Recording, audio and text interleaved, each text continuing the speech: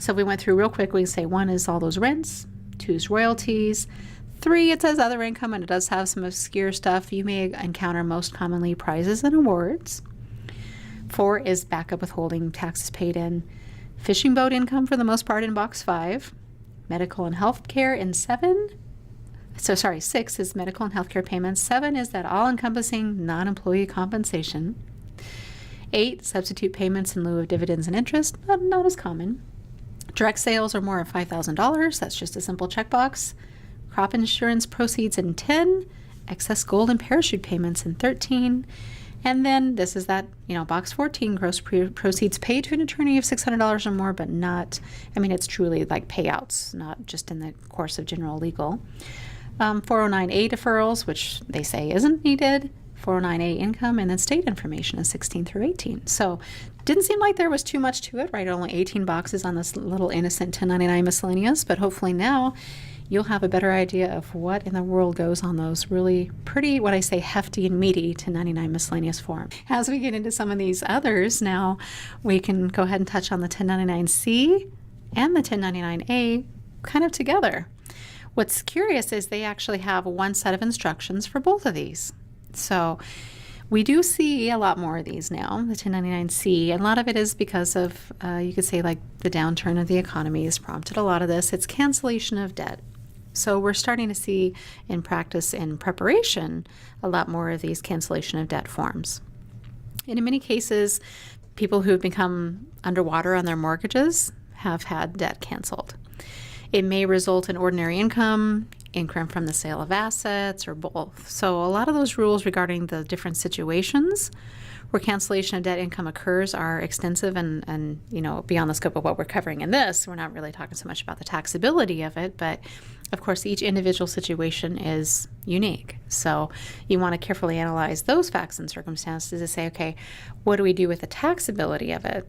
But and this also, just as a side note for you guys, if you weren't aware that in many cases a taxpayer's main home is foreclosed on, the taxpayer used to be able to exclude the, all or a portion of that, but that went away for 2017. So on the preparation side, on dealing with the, the income side of things, that's a constant world of change, especially in light of all kinds of potential changes we have on deck.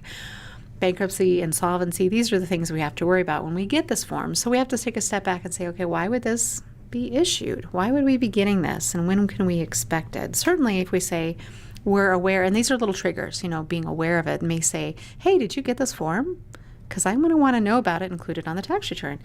Did you have, you realizing that a client maybe had a foreclosure, you can say, did you get a 1099-C?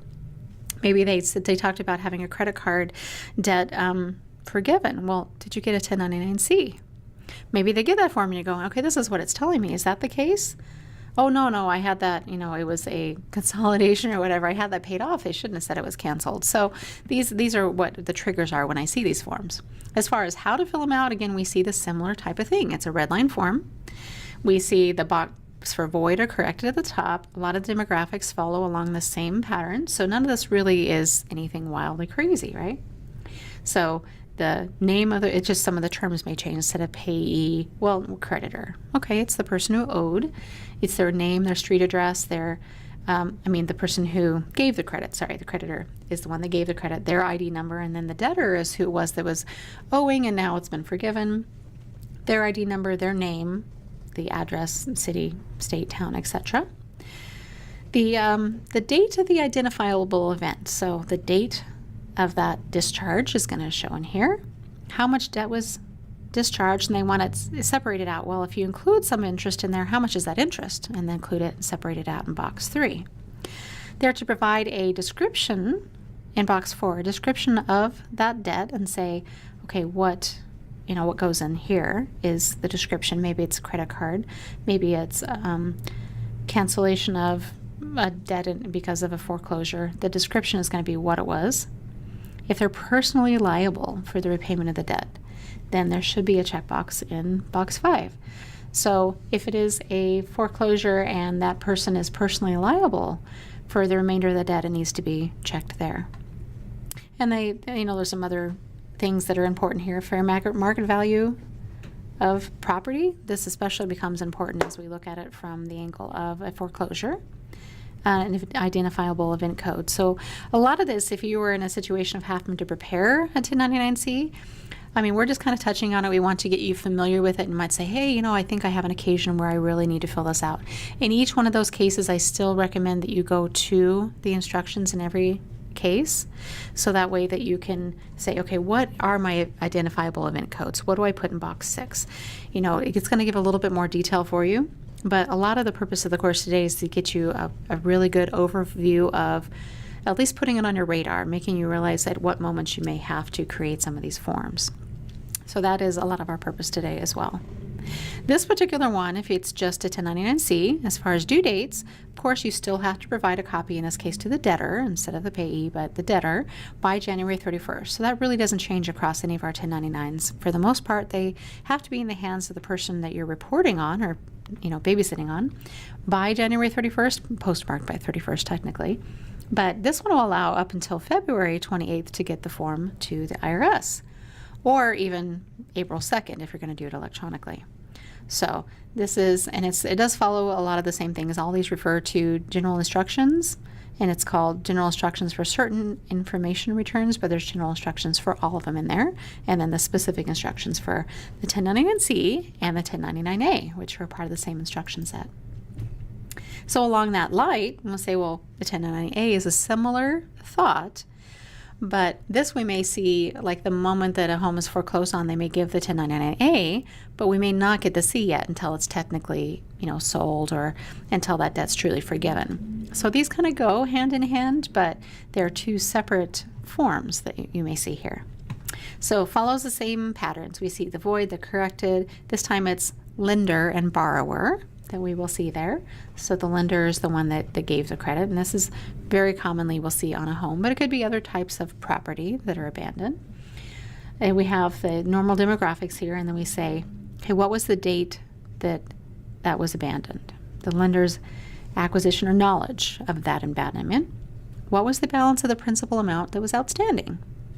And 3 right now is just reserved. A lot of these, what they end up doing is sometimes they'll have it information on forms, or like this year we're seeing with the revised 1040s, we have things that just say reserved for future use. Well, it's because they had to get rid of something. They don't want to redesign the whole form because that costs so much more programming across the board that they just leave it blank, and it's someday in the future maybe going to be used again. So we see a lot more of that trending as we're looking at, well, 1040 forms, all these 1099 forms. So sometimes you'll have a lot of these blank boxes. Don't worry too much about it. It's just it was used in the past, it isn't used now, maybe someday again in the future.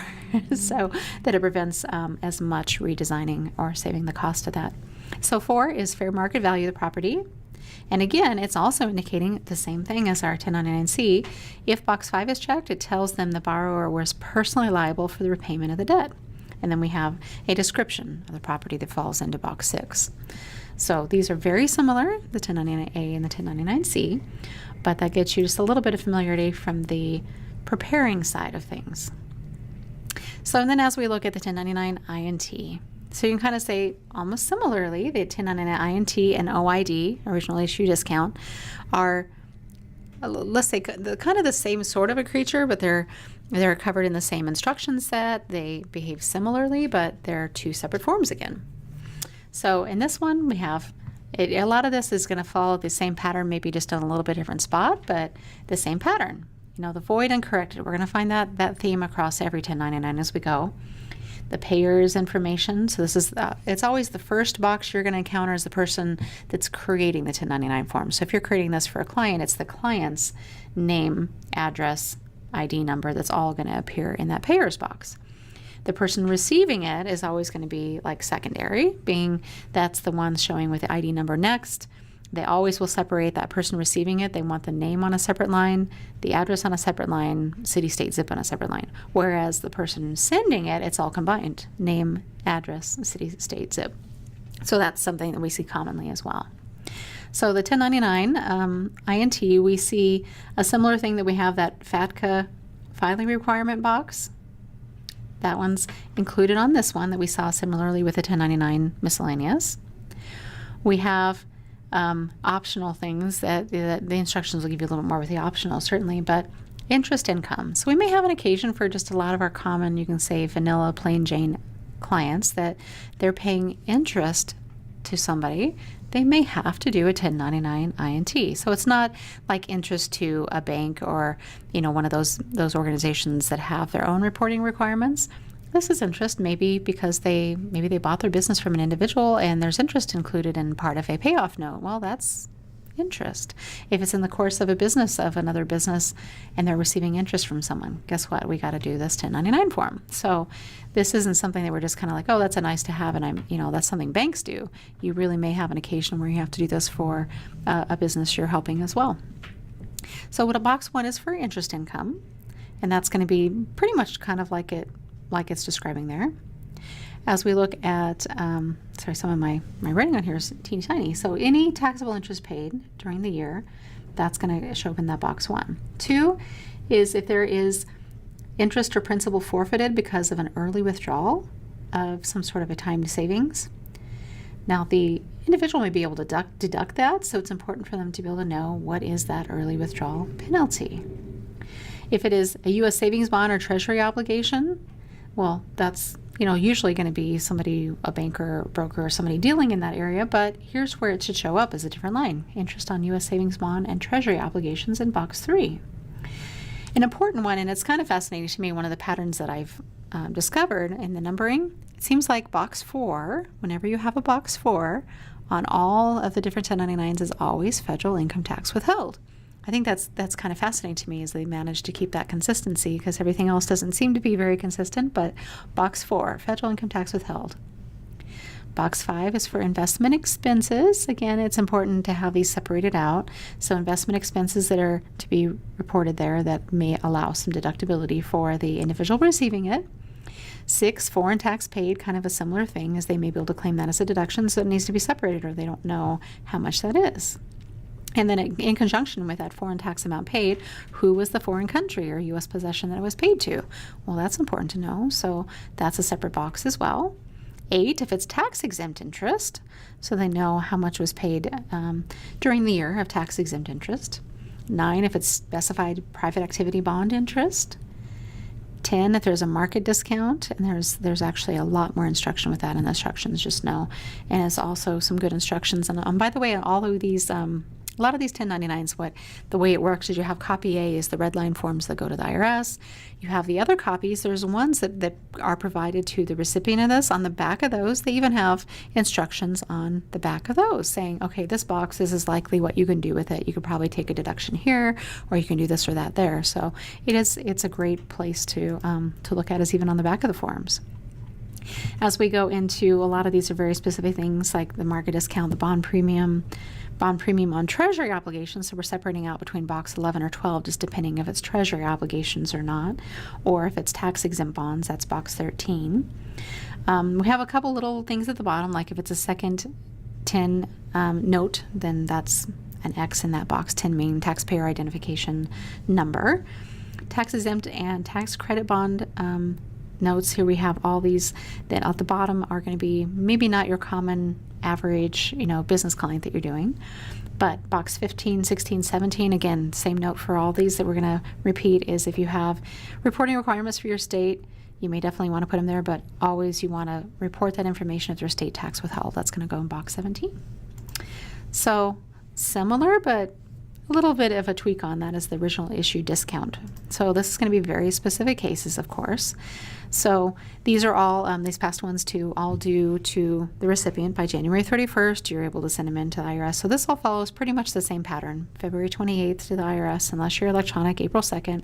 The only ones that are the exceptions are if you happen to be sending W-2s or that 1099 miscellaneous box 7. So it does give us a little bit more time. Not that it's a lot, but just a little more time. So same things on the left-hand side as we look at all the demographic information. And as we go through, and this is definitely if you have an occasion where you have an original issue discount, then I would go to the specific instructions. Again, I do have this linked. The instructions for the 1099 OID and the 1099 INT are one set of instructions. So I'm trying to just kind of hurry through a lot of this because we do have a ton to cover.